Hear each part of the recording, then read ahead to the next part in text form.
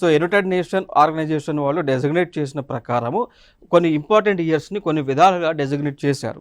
So అవేమేమి ఉన్నాయి ఒక్కసారి మనం చూద్దామండి. సో 2022 అనేటువంటి ఒక సంవత్సరాన్ని international year of sustainable mountain డెవలప్మెంట్గా డెసిగ్నేట్ చేశారు. అదే 2022ని international year of basic sciences for sustainable development అని, అదే 2022ని ఇంటర్నేషనల్ ఇయర్ ఆఫ్ గ్లాస్గా డెసిగ్నేట్ చేశారు.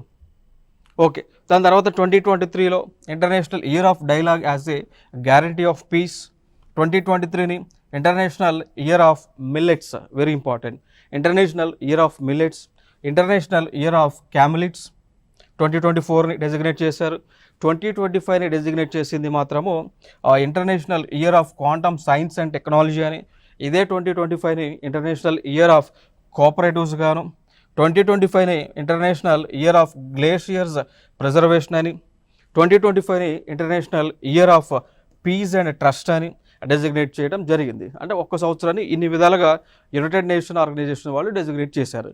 1 క్వాంటమ్ సైన్స్కి సంబంధించి, 2 కోఆపరేటివ్ సెక్టార్కి సంబంధించి, 3 గ్లేషియర్స్కి సంబంధించి, 4 పీస్ అండ్ ట్రస్ట్కి సంబంధించి డెసిగ్నేట్ చేశారు. ఇక దాని తర్వాత 2026కి సంబంధించి 2026ని international year of women farmer అని, international year of volunteers for sustainable development అని, 2026ని international year of rangelands and pastoralists అని డెసిగ్నేట్ చేయడం జరిగింది అండి.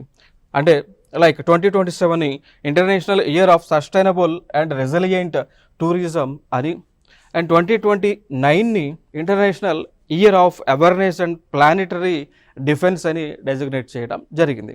సో ఈ డెసిగ్నేషన్ అంతా కూడా ఇచ్చేది ఎవరు అంటే యునైటెడ్ నేషన్ ఆర్గనైజేషన్ వాళ్ళు డెసిగ్నేట్ చేయడం జరుగుతూ ఉంది.